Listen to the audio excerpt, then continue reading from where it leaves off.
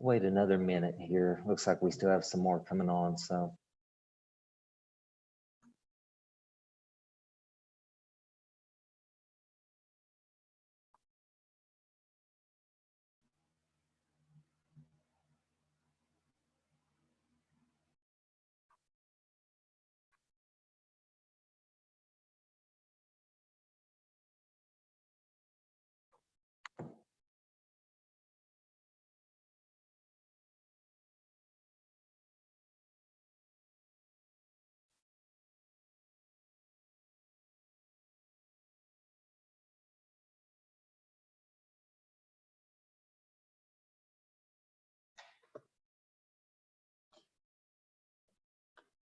All right, I'm gonna go ahead and get started. Just so you guys know, I do have this recording, so it will be posted on Blackboard. I'll do that after each time that we have a Zoom meeting and post it on there. That way, if you ever need to go back and review anything, you certainly can. Or I know you guys are working adults, working professionals, so if you have something come up, a conflict with your school, activities going on, and you miss our Zoom sessions, always record it. You can go back later that evening or even the next day and watch that. So we'll go ahead and get started. Briefly, I'm going to tell you quickly a little bit about myself. Then we're going to do a quick overview of the course this evening for our first meeting. And then I will get into a little bit of the details on the first assignment that you will have, which is an interview project. So you will see on our Zoom session like tonight, I do 5 sections of this class, so I just combine everybody tonight. So you'll see a lot more people on the Zoom session than perhaps what's enrolled in your section of 805 that you're enrolled in. So that's why you see more people tonight. Also, for those of you that are in the limited apprentice program, which would be sections B, D, and then BE, your Zoom schedule is somewhat different than the folks that enrolled in BA, BB, and BC. So the folks that are in the D and E section, you'll see I have weekly meetings scheduled for you, and that's mainly just a touch base for those folks that are in the limited program. That's a requirement that they set forward for Fort Hays, and for me to be available and do a weekly touch base. And if you need that, you can hop on. And if you don't need it, there's no requirement that you have to be there every night, but I'll be available for those folks each week. And your Zoom schedules are posted right where you see the syllabus tab in Blackboard. So just remember, if you're in BA, BB, or BC, we'll meet. You guys will be required or have the opportunity to meet with me on each time we're starting a new learning module. And then if something comes up between the modules, you can always email me and I'll be available to meet with you in between and do a one-on-one Zoom if we need to, if you're struggling with an assessment report. So real quickly, a little bit about me. I've taught for Fort Hays now. This is my 3rd year. I just started carrying a full-time load this fall semester. I've been doing adjunct instructing for them. Also do adjunct instructing for Southern Nazarene University here in Oklahoma. Their home base is in Bethany, and I teach graduate class for them for aspiring superintendents and principals. And mainly the class I teach there in the fall for them is it's called long range planning. So basically it's teaching superintendent candidates how to go out, develop building projects for their district, how to promote bond issues, and then the oversee construction. So that's mainly what that course is. And do the testing sessions for Fort Hays, which is the class that you're enrolled in. So my background is been a superintendent here in Oklahoma. Just finished up 27 years. Got out of that. I do some consulting for school districts that are struggling financially, and then teaching full-time for Fort Hays. Also have a background in school psychometry, which is one of the reasons they asked me to do the testing class, or 805. So I did a lot of testing of students to see if they qualify for special services. And so a little bit of a variety there with my background, and just kind of give you an idea of there where I'm coming from. So I know we have a lot of folks enrolled in 805 this semester that have a variety of backgrounds. Maybe this is your first year in special education, or perhaps you've been in public education for several years, and then decided to cross over into special education. So a little bit about this course.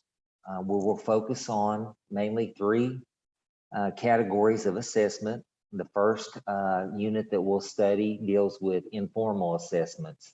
And really, informal assessments are very simple. They're short, quick snapshots to gauge how your students are grasping the concepts that you're teaching them. And there are a variety of informal concepts that you'll be able to do, or informal assessments that you'll be able to use this semester. So it's very broad and wide open when we talk about informal assessments. It's something you can literally give in 30 seconds to 1 minute, just to quickly get some data on that student to see how they're progressing. The next unit we'll get into is dealing with norm reference testing. This will require you to essentially partner up or connect with, collaborate with a professional in your district that has the credentialing to give norm reference assessments.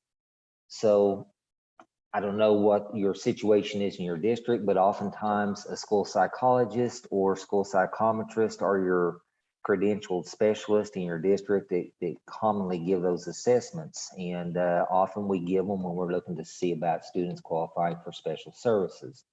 Another common form of norm reference test, to kind of maybe calm your nerves a little bit after I just stated that, thinking, oh my gosh, I've got to work with the school psych on this assignment. So not necessarily. Another common form of norm reference assessment that you have, probably each of you have access to in your district, would be star reading of math. That's a very kind of common simplified norm reference test. So most school systems use a star reading of math. I don't know about your district, but that's a very easy, quick assessment that you can give that's considered normed reference. Norm reference is basically comparing that student against other students of similar age, background, demographics to come up with a norm for that test. Another common norm test that's popular that a lot of districts use, and you can pull the data on the student that you want to work with, is the MAP test, MAP testing. Has everybody heard of MAP testing? Your district's doing that maybe? You heard that term? So that is a very common norm reference, and you can actually utilize that when we get to that assignment for this semester. So the student that you will work with through this semester, and it's really best if you can have one student and utilize that student all the way through the semester. That's really the ideal situation that we like to see for this course. Although with COVID, we are being very flexible because we know that at any time, maybe your district is subject to have to shut down, or maybe you have limited access to that student. So if that happens, or you're having challenges, you certainly could use more than one student. But it's really ideal to use that one. Yes. Okay, I work at a psychiatric facility for kids. So our kids are either there for 30, 60, or 90 days. Okay. And the kids with IEPs, it's the same Okay. issue. They come and go sometimes really quickly. So if I lose the kid I start with, can I switch to another? But then if I lose that one, then I might have to switch to another. I've had students in the last 2 to 3 semesters during COVID, they had to use a different student for each assessment. Okay. So it's not a deal breaker if that happens. So don't panic if you're in a situation where there's a lot of students in and out. If you work in a specialized facility and you have them a short period of time, it's not a deal breaker. We just need to make sure you have access to students so you can administer some of these assessments and collect data. Okay, so don't panic on that. Then the third type of assessment that we'll study and work on later in the semester is the curriculum-based measurement. And we will go through, and that we will concentrate more on that unit than anything else in the semester, because you're going to be collecting multiple data points on a student. So you're going to come up with and select some curriculum-based measurements. and you're going to use that, and you're going to re-administer that over a period of time. And we really would like for you to have 5 to 6 administrations of that. So that's why on the syllabus for the CBMs, you see the longest stretch of the semester that's dedicated to that learning module.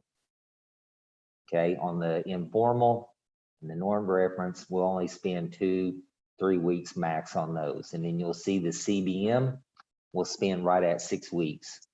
That allows you time to administer that assessment multiple times and collect those data points on that. So, and we're going to go into more depth and detail on that as we get closer to them. I didn't want to throw too much at you the first night and overwhelm you. So I'm just kind of giving you a brief overview on that.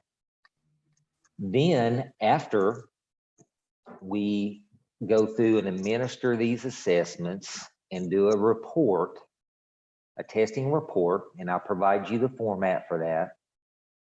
You're going to take all the data at the end of the semester, and we're going to compile it into a short modified portfolio. The portfolio template is provided in Blackboard. Literally for each assessment, you're going to create one lesson plan for each of the 3 assessments. You're going to upload the assessment into the portfolio. And then the big part of the portfolio is using your data to conduct a mock IEP meeting. You're going to video yourself and upload that into the portfolio. For the mock IEP, that will be probably, I would say, 85% of your portfolio grade, you literally can do it at home by yourself, sitting in your home office, your kitchen table, your bedroom, wherever it's most convenient and comfortable for you. But you're going to act as if you have the IEP team with you. You're literally going to introduce them, even though they're not there. You're going to go around and formally introduce them, and then you're going to roll right into as if you were conducting that IEP meeting. And literally all you're doing is presenting the data and information from the test that you've collected using the informal, the normed reference, and the CBM. And I will provide you a guideline to follow that will help you, that will guide you through that meeting. And if you will follow that guideline, you'll hit all the points that I'm looking for, and you'll be just fine on your grades. So don't panic and think when you hear the word portfolio that's some big, long, and lengthy deal. It's really, it's not. You're collecting all the information through the semester, and then you're just going to put it into your mock IEP video, and you're going to present it. That's all you're doing. So it's really pretty easy. It's just learning how to administer the assessments, analyze your data, put it in a report form, and then take everything through the semester and explain it to your parents. And that IEP meeting, it's literally all you're doing. It's giving you some practice, especially for those of you that are new to special education. Any questions on that? I threw a lot at you really quick, but I just kind of wanted to give you the broad overview so you kind of know what to expect. It's spaced out throughout the semester. You'll have stretches of time really where you won't have anything to do in this class for me. Okay, like after tonight, you're going to go almost 3 weeks before you have anything to do. Then from that point, you'll go approximately another 3 weeks. Then you'll go another 2. Then you're going to go 6. And then you'll have 2 weeks to compile it into your portfolio. So it's really spaced out nicely to where it's not just having it all condensed into a short amount of time. So it's spaced out to give you plenty of time to conduct the assessments and analyze your information and put it in your report form. Any questions? I'm getting ready to share my screen. I'm going to pop up the syllabus and show some key points for you to really look at, so you kind of know some things that we're going to be looking at when we do these assignments and write the reports. If you'll bear with me, I'm going to share my screen quickly. Dr. Posey, while you're doing Yes, that. yes, go ahead. Kate Swaco here. My question, do you want these assessments, do you want us to be focusing on either reading or math or writing, or do you want us to cover all three of those? I work in a high school, so and so I'm just, what do you want us to focus on when we do, especially our informal and our CBL? That's totally up to you. It's totally up to you, depending on the subject area. If you feel like you can get more information focusing on specific reading skills, you can use reading all the way through. If you feel like there's definitely more of a need in math and you're more comfortable with that, assessing those skills, you can do math all the way through. You can mix them up. Okay. Through. So there's no set way on this, and a lot of it's going to depend on your comfort levels in the subject areas that you teach. Okay. But I would really emphasize that you look at reading, math skills, and writing skills. Those are the three most common areas on that. So, but because the way we've got things broken up at school, I'll be administering some of the math map tests. Okay. So yeah, I know that's. Now, yeah, and I'm gonna get into the map real quickly here in just a moment, but so on the syllabus, it's broken down really nicely for each assignment.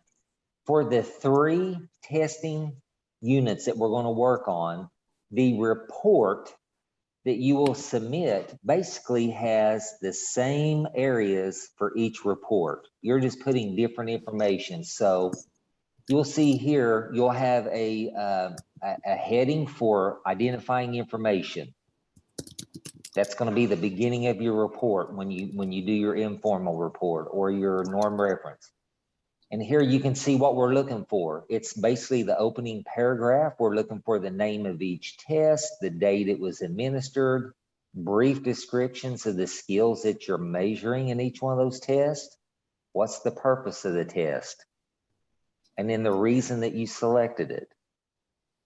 So those are the things that I'm looking for under the identifying information section when you do your report. So you can literally put a subheading identifying information, and then the paragraph that follows it, cover that information. The next thing we're going to be looking at is background of the student. Always on this, use a pseudonym. Do not use the student's real name. You can use initials, you can make up a fake name, but don't use the student's real name. Include their age, their suspected disability, and the school level of that student. Then include a little bit of background information, maybe a little bit of academic background. Has that student struggled? Have they been an average student and all of a sudden starting to struggle in mathematics or reading? Is there any behavioral issues going on? You want to make sure you talk about it a little bit. All of a sudden, is a student exhibiting some major behavioral episodes that could be interfering with his or her learning ability? And then just any information you can get from the teacher, any observation, any feedback from, Johnny Joe's regular classroom teacher or Susie's classroom teacher. Any little bit of pertinent family information. What we're looking for here, is it a 2-parent home? Is a student living with grandparents? Is a student been in and out of foster care and living with a foster parent? So just kind of give me a little information on that, and then any other background that you think is very important. If you will see so far on the syllabus, the things that I've covered as far as the point breakdown, it's spread out. But the next section we get into is really where you're going to have to watch on your reports and make sure you do this, because it's weighted a little bit heavier. And that's when we get into the test results and interpretation section. This is where you're going to get into specifics about the results and the data that you collected. And you will see, just like explicit analysis of the results, that one item alone is 30 points in that assignment. The next thing you'll want to make sure you do is take that data and create some just very simple charts. It can be a pie chart, it can be a line graph, it can be just anything that you can take the raw data and put it into a table to help that parent understand what you're trying to explain to them. sometimes we go into IEP meeting or after we test students, and as a psychometrist, I can start throwing numbers out there to them about standard scores and stay 9 scores and all that. And to the average parent, that may just go right over their head. But if I can take those numbers and put them in a chart form or a graph and show them, sometimes it registers and it helps them to understand. So you need to make sure you convert it over, put it into some type of table, chart, or a graph, and then explain that information within that table. So those 3 items alone right there are 39 and 10 points. So if you look at those areas right there, are very important. It's going to be the same for each one of these reports. The test results and interpretation section will weigh the most points in your reports. And it simply goes to being able to analyze and explain the data and put it into chart and graph form. Okay. Then you'll have a recommendation and conclusion section. You're just going to briefly highlight some recommendations that you would make as the test examiner, just some things that you think may help Johnny or Susie, maybe some different instructional methods, ways to modify the content, grade level content, and then just kind of summarize their overall performance. And literally that will pretty much end the report. That'll wrap it up. You're summarizing their overall performance to end it. Then one thing that we'll do is for each assessment, regardless of if you use the same student, you'll need to make sure to upload a permission form. You'll have to get permission from that parent to use their child to assess them for this class. And there's a template, and I'm going to show you in just a moment. There's a template permission form. So whether you use the same student or a different one, you always need to upload that permission form with each one of these assignments that you'll submit. So that kind of is a breakdown of each of the reports for the different tests that we're going to administer. So if you use the same student for all 3 assessments, the background you necessarily wouldn't have to change. It's the same.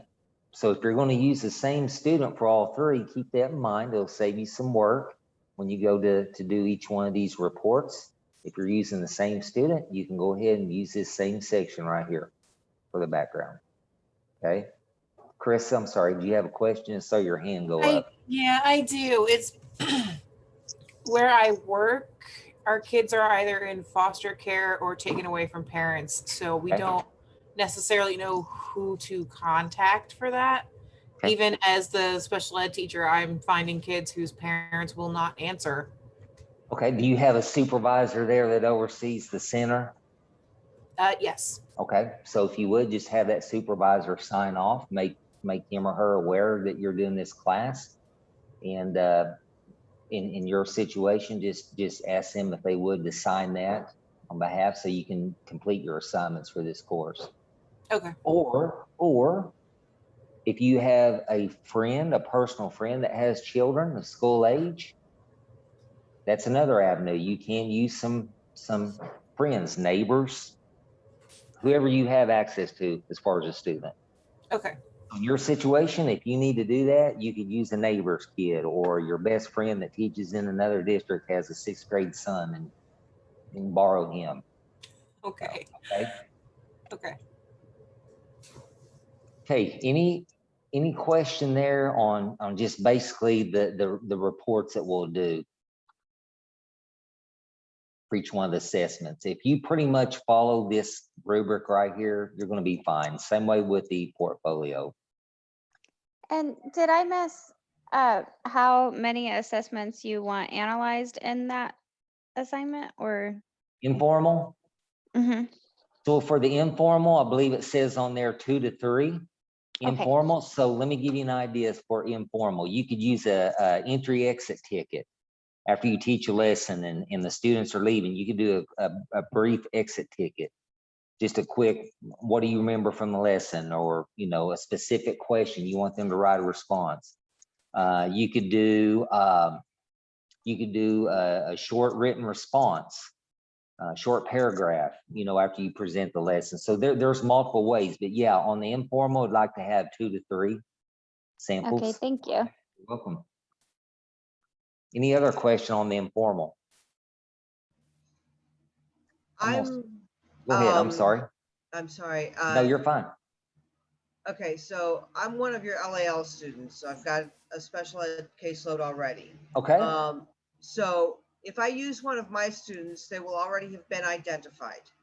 Mhm. So that's okay? That's fine. They can be already Okay. identified, or they could be a student that you are suspecting maybe needs to be tested, and you're doing this in advance before you even get to that point where you need to test him. This may tell you something.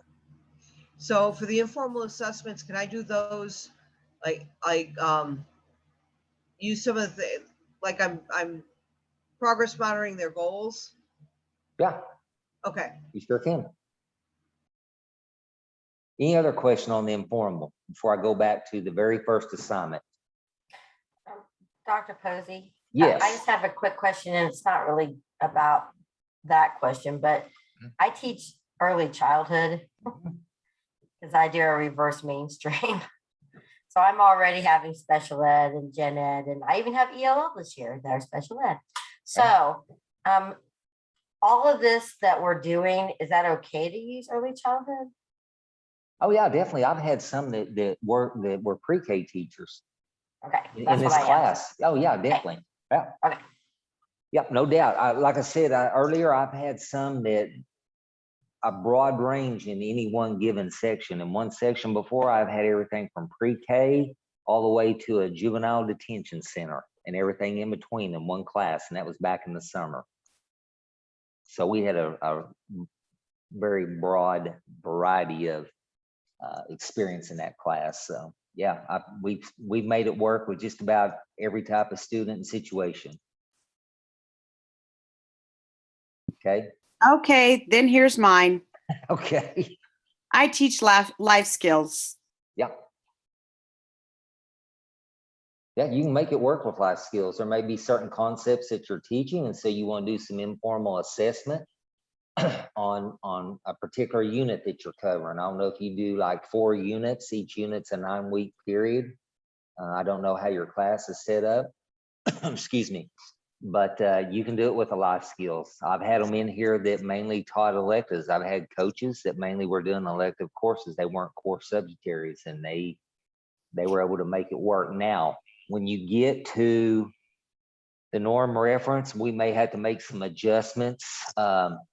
If you have difficulty partnering up with a school psych or psychometrist, or due to your work setting, such as the psychiatric center, we get to the norm reference. I did make a testing lab video when COVID first hit for a summer session, and I can provide that. Actually, I think I might already have it posted in Blackboard. It shows me administering the WJ4 to a high school student. Okay. And the cognitive side, I did do the achievement because there's very little interaction on the achievement side between myself, the examiner, and the student. So I did the cognitive where there's interaction between me and the student, so you could see how it works. And then you basically review the video for the norm reference. Okay. And then I will provide you the full comprehensive report to go with that. And you literally can take that report and pick out the weak areas and address those for your norm Okay, reference. that sounds good because I So- am working with, like cooking and counting change. Yeah, definitely. So you And can not do an even counting informal with change. counting change. Not You- even you- counting change yet. Yeah, so you might want to start teaching them how to count change and just do some informal, little informal screeners. One Yeah, day. right now they can't count change. Yeah, so that's informal. The norm I'm reference, we naming can the cover coins. that. Huh? The norm reference, we can cover using my testing video. We've had to do it through COVID and in the summer sessions when they don't have those individuals readily available to use those resources. So we use I that think video. that's the way I'm going to have to go. Yeah, so not a problem. Like I said, with COVID, we've made a lot of adjustments to this course.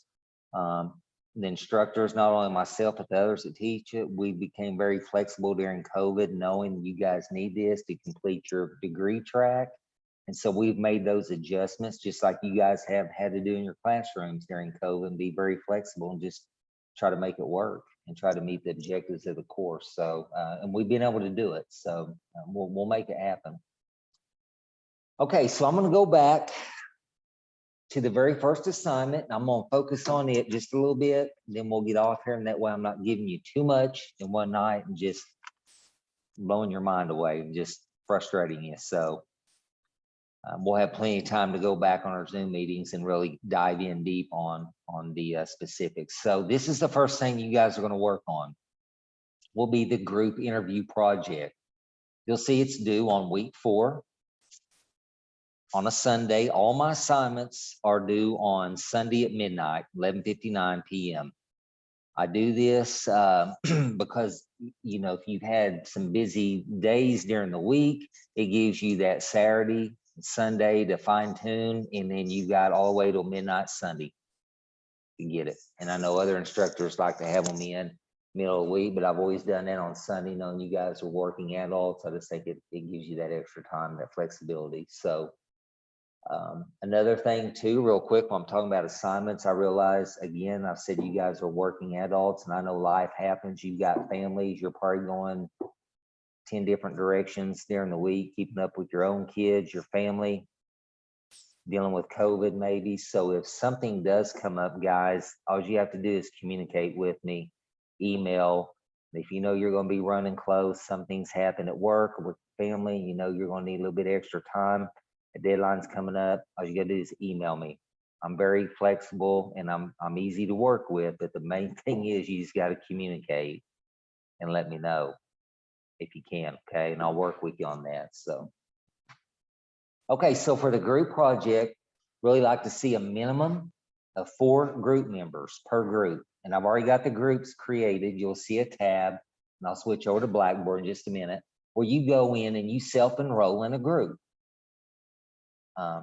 For the section, whether you're in section BA, B, C, D, or E.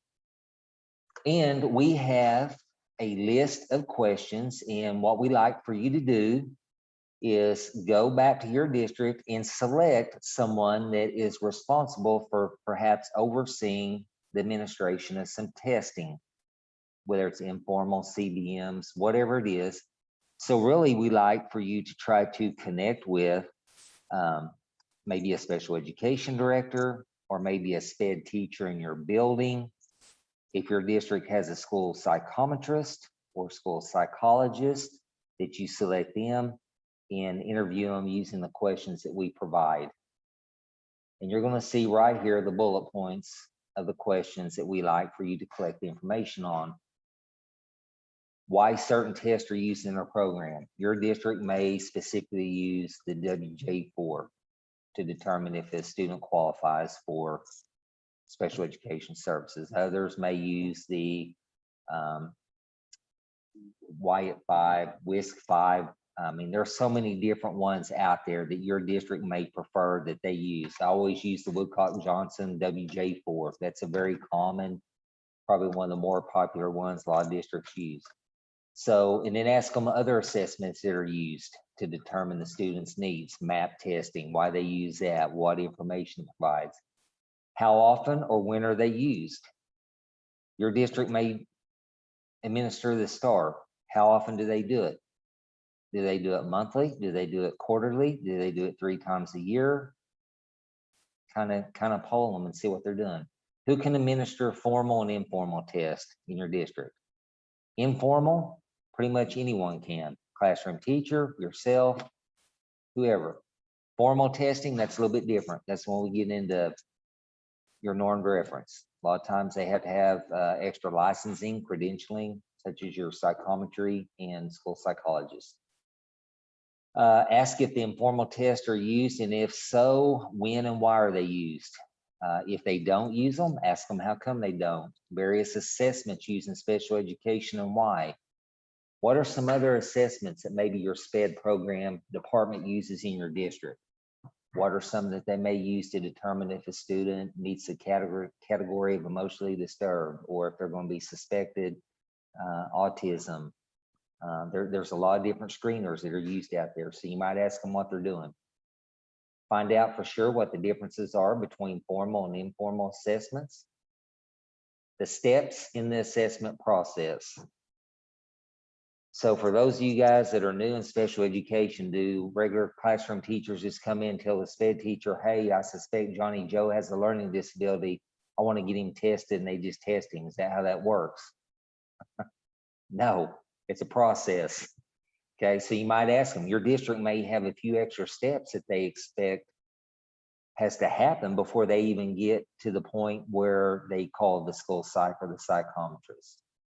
Okay. Do all your districts automatically reevaluate students when their 3-year reeval comes up? Do they automatically reevaluate them, or do they determine they don't need to? So those are differences among districts.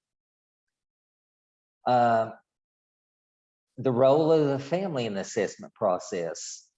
Find out how much they incorporate the family, how much input do they get from that family in the assessment process. Method of assessment for students who speak other languages. How many of you guys are dealing with that right now? Are you seeing an influx of non-English speaking students in your district? Anybody? No? Okay. Here in Oklahoma, they are. And of all things, they're seeing an influx of Chinese Mandarin. I'm sorry, I couldn't get to my button fast enough, but yes, we Okay. have an influx of students in our district, which for the past, I want to say maybe 8 to 10 years has been Spanish.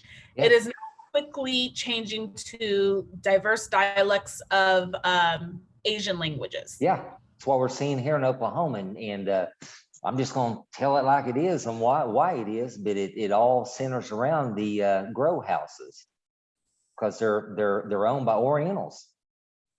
So here they're buying up land like crazy.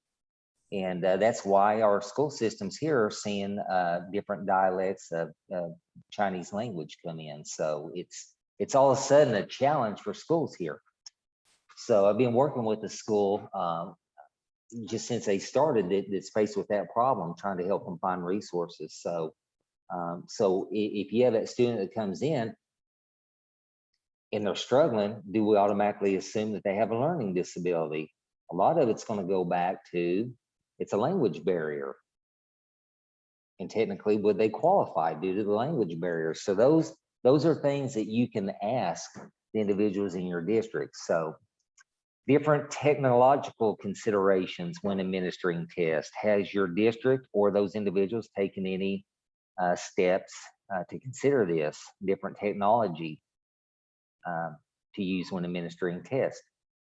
And any evaluative comments or remarks that the interviewee might want to share with you based on their experiences. So a lot of times when we do this assignment, we see a wide variety. We see interview for like groups, say Priscilla's group has 4 people in the team members there. We're seeing a wide range of experience where maybe Priscilla interviewed someone that had 27 years worth of experience in the district, and then Kate, on the other hand, interviewed someone that had 4.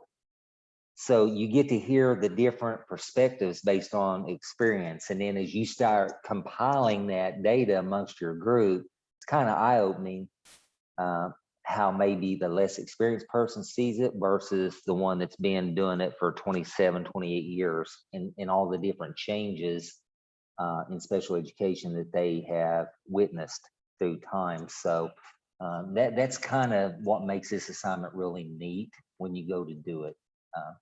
So after you do that, you're going to come back with your group members and you're going to start compiling the data, and you're going to compile it into one report, and you're going to submit it, one report for each group. What I always recommend to the groups, the easiest way to do this to where you can see that every group member is equally participating and doing their share, is if you create shared documents through Google Drive. and assign parts. I would really strongly encourage you to do that after you kind of do your interviews. And you have your group set up for you guys to communicate, give each other a deadline on doing your interviews, and then bringing that information back to your group and start communicating via email, Google Meets, Zoom, and touch base with each other and communicate, and then do a shared document in Google to go in and put your information in. That's really the easiest way to do it, especially with this being an online class and people being in various states that might be in the same group. So that's really probably the easiest way to do it. Go down here, you'll see the introduction, what we're looking for. So you're really going to have to condense this information because you're going to be bringing a lot of data back to your group after you do your interview. You'll do an introduction where you guys are going to introduce and tell about each one of your interviewees and what they did.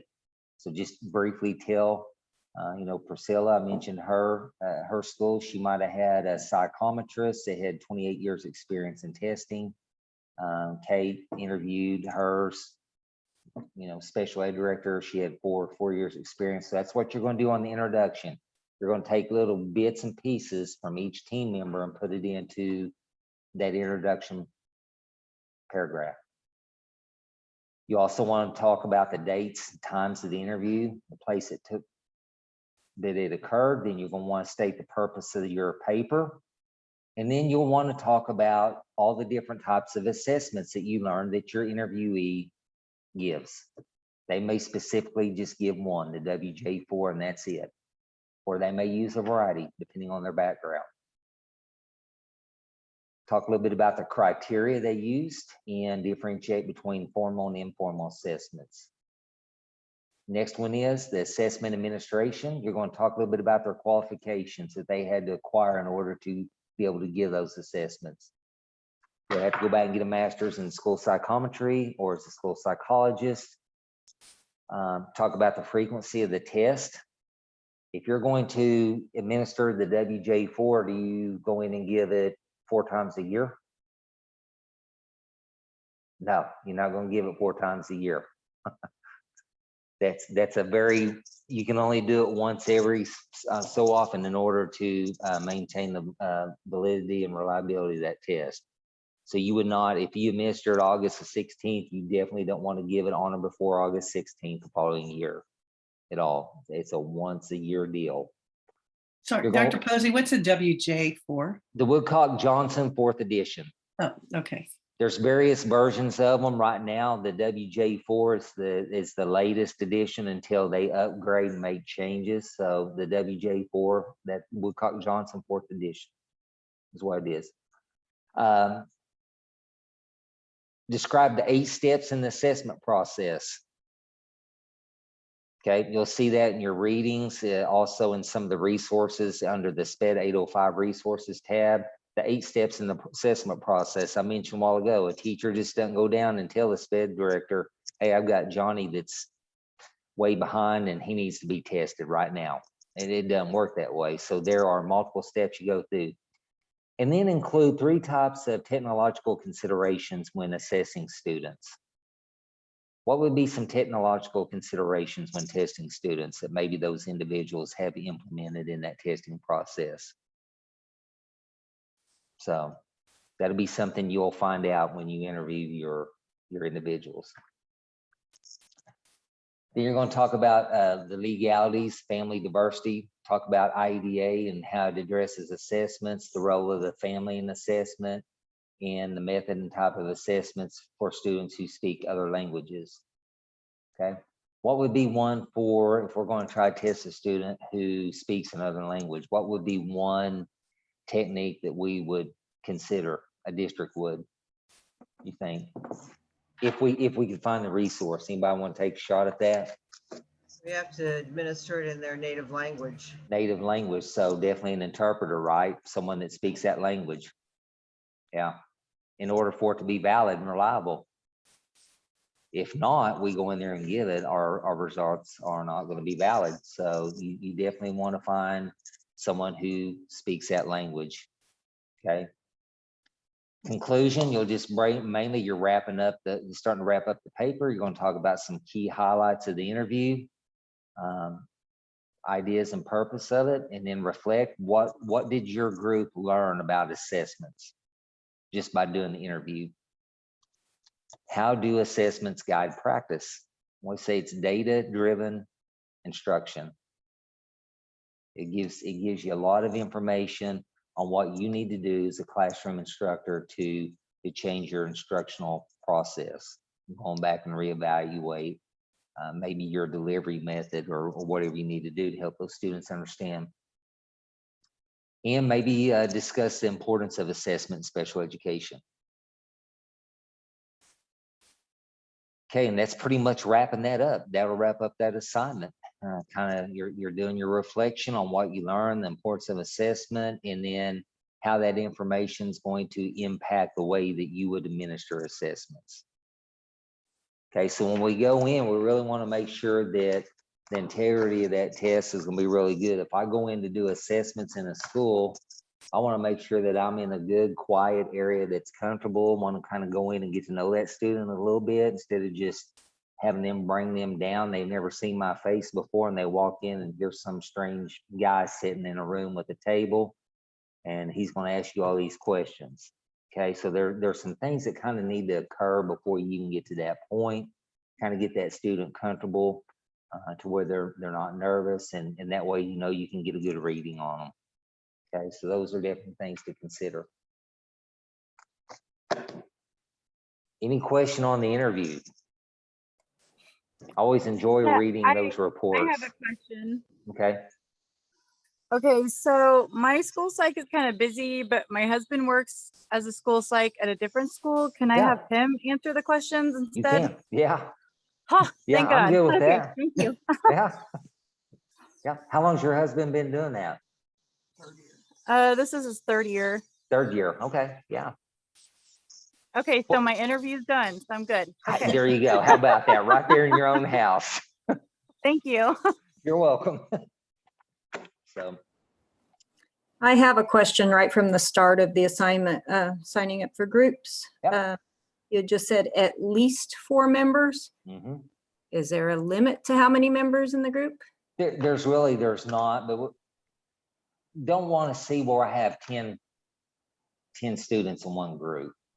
Okay, I want to try to balance it out. So I always say try to have 4 to 5 if we can, because most of these sections have anywhere from 18 to 20 students in them. all right.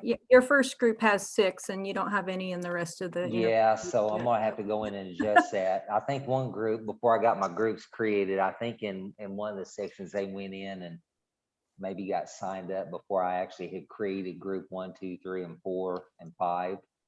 So, All right. okay, so in Blackboard, I referenced the the SPED 805 resources tab. So on your interview assignment, you're also going to have a peer assessment rubric. And that's where you're going to go in and you're going to kind of rate your teammates for this assignment. This is the rubric that's created. And for this, you'll also need to rate yourself. You'll need to include yourself on that. So Michelle, if you're going to go in and rate, let's say you're in group number 3, there's 3 other ones, you'll want to make sure you list yourself on that. And you want to go ahead and do a self-evaluation of yourself as well when you submit that. Okay. Also talked about doing maybe a team contract for your team members that talks about their commitment to actively participating in this assignment. I would strongly encourage you to do that. The parent permission form, this is one that you're going to use when we get into the informal, the norm reference, and the CBM. I mentioned the lesson plan template, where you will go in and create a lesson plan for each one of the tests. So you'll do one for the informal, one for the norm reference, and one for the CBM.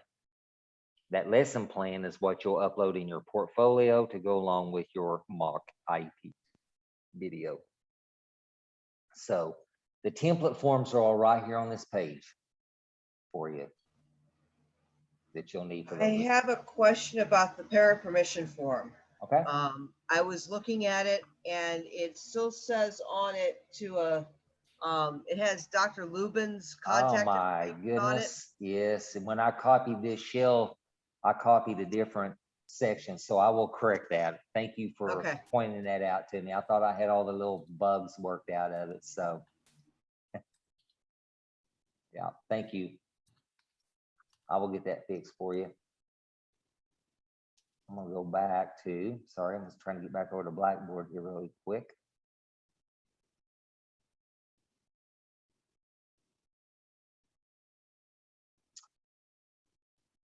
Interview groups, you'll see for each section. You'll click on interview groups over here on the left, it'll pop up. And you'll see I created groups 1, 2, 3, 4, 5. Most of them I put 5 groups. You'll see right here for this particular section. In the fall, this is section BA. Their group 1's got 4 members, group 2, someone's already signed up, group 3, so no one's in 4 and 5 yet. So that's Dr. where you sign Posey? up. Yep. Oh, sorry, I signed up for group 2 and then I thought, are we supposed to sign up by section? Yeah, yeah. So I'm in BA. So what section are you, Michelle? I think it's C. So you'll click on BC. I just pulled up section BA to use their Blackboard shell as an example. Yeah, I messed up then. You might want to take me out of group 2. Okay. In here, clear out group 2 because I should be in group 3. On BA, are you in section BA? I'm in section VC. Okay, so you'll go to BC Mhm. and you can self-enroll in any one of those groups you want BC. I've just got BA up here right now to share my see. screen.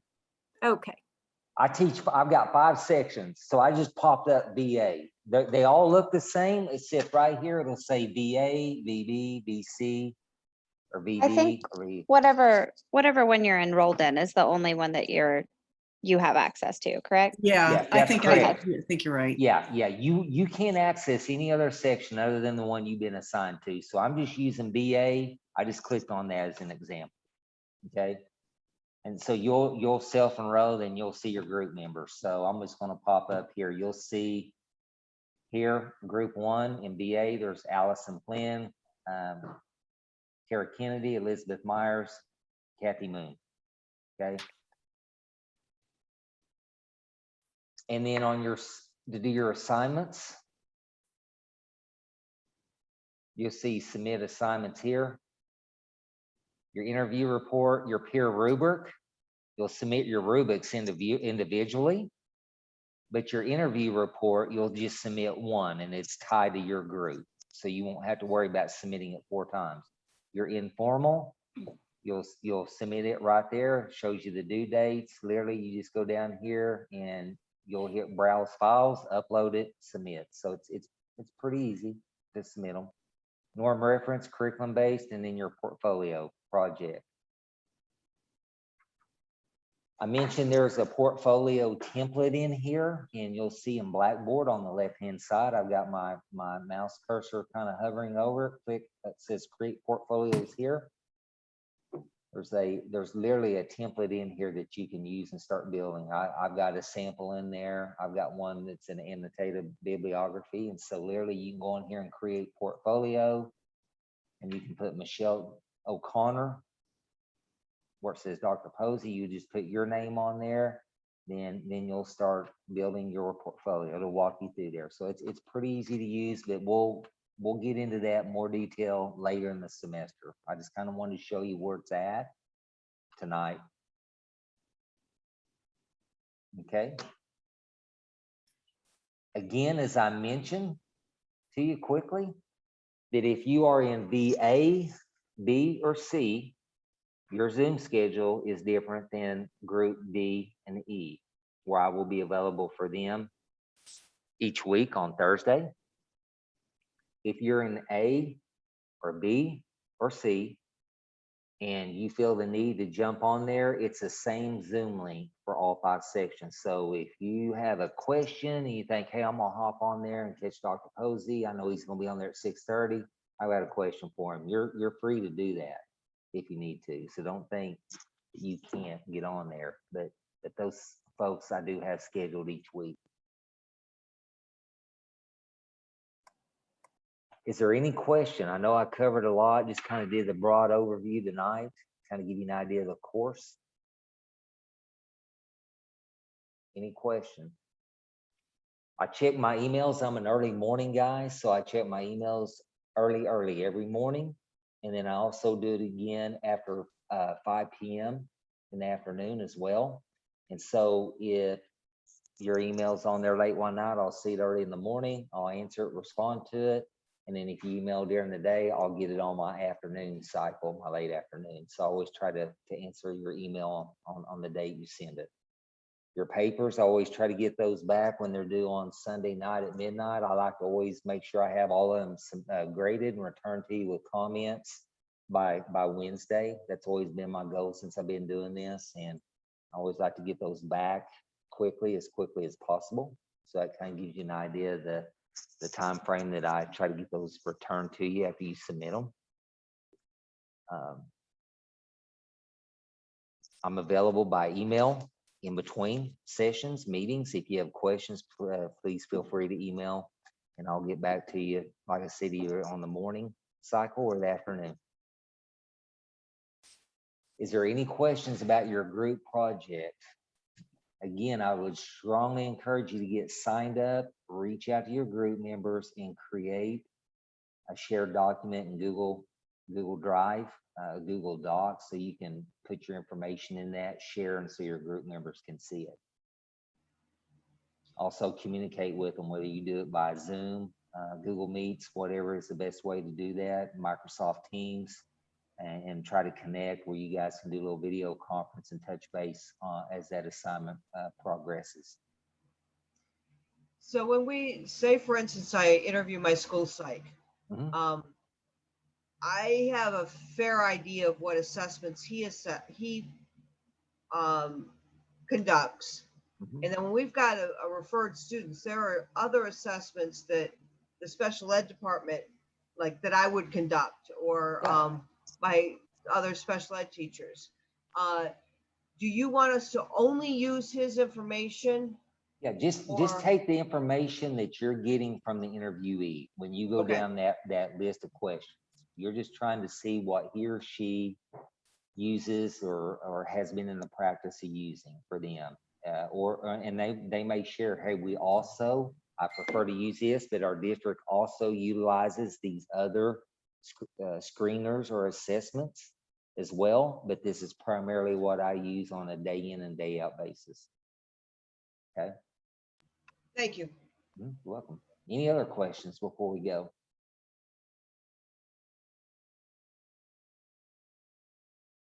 Everyone good? For this week. For this week. All right. Hey, remember, I'm an email away, and I'll be on here every Thursday evening. I'll be available. So again, if you're in the A, B, or C, and you feel like you need to hop on there, same link, you can do it. So I'll be on there. Then if we need to connect in between other days, just email me. We'll make it work. We'll make it happen. Could I get you to hang on for a quick question? And it may not affect the rest of the group. I'm concerned about which section I'm in. So. Okay, I can go on. Yeah, if you want to stay on here. Okay. As they're getting off, I'll stay on, and then I'll look on my roster for you to make sure. So yeah, okay, yeah, we'll get that squared away. Raquel, it'll also tell you when you go in at the top, when you go into the course, on the top of the black section on the left side. Yeah, it tells me what section I'm in, but my email of what I should sign up to, according to my advisor, doesn't square up with what you had just said, Dr. Posey, as far as what group I should. All right, we'll figure it out. So we'll see you guys later. All right, thank you guys. We'll see you. Look forward to working with you this semester. You bet. Thank you guys. Right. Okay, let's see what we've got. So let me real quick. I'm gonna share my screen and go to. Let me go over real quick. Are you still with me? I'm with you. You bet.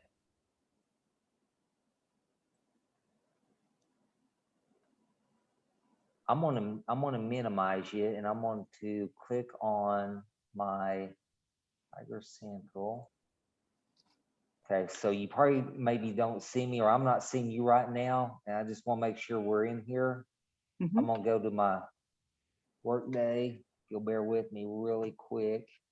They switched all this over to Workday. Yeah, there was a And learning so, curve for me as Yeah, well. there's been a few little glitches in their Well, process of doing that, but we'll get it worked out. I've tried, I'm getting ready to make my third attempt at getting a transcript to go through on Workday. So Yeah. Yeah. I am part of the limited apprenticeship licensure group. Okay. However, I am quite sure I'm signed up for group VC as was instructed. Okay. The And email I got from Dr. Jerry Brooks said that all LAL groups should sign up through VC, VD, or VE. Okay. Let me see. And as long as a couple of days I've had, I might just be looking at everything cross-eyed too. So Now you're appreciate good. it. We're gonna look here really quick. And so you think you're in BC, is that correct? I am in VC. Yeah, you sure are right here. Mhm. I can email Dr. Brooks and ask her if for sure that's what she wanted, just to clarify that. But you are in the limited program, correct? I am within a limited apprenticeship licensure program, and maybe I could even share my screen here. Oh no, I see that you're enrolled. I've got it pulled up here on my Workday. So let me shoot her an email, and I will clarify that. And it may be by the time she gets it, sees it, and responds to me, it may be tomorrow. So if you don't hear from me later tonight, don't panic on me. Just hold tight, and I'll clarify that and find out for you. Now, I'm just looking from her emails from mid to tail end of June, where she was requesting us to sign up for fall 21 enrollment. She's got DVD or VE. Yeah, and I know they've made some adjustments throughout the summer because we've been kind of back and forth working through some things. And I know the department's had some changes as well. So I will email Dr. Brooks, and we'll find out. Like I said, it may be tomorrow when I get back to you with a definite answer on that, but I will get back to you. That's fine. My head's too full of fluff to cram anything more in it tonight. So All right. Yeah. Thank you so much. I appreciate it. You're welcome. No problem. Okay. Nice to meet you. Nice to meet you. Anyone else?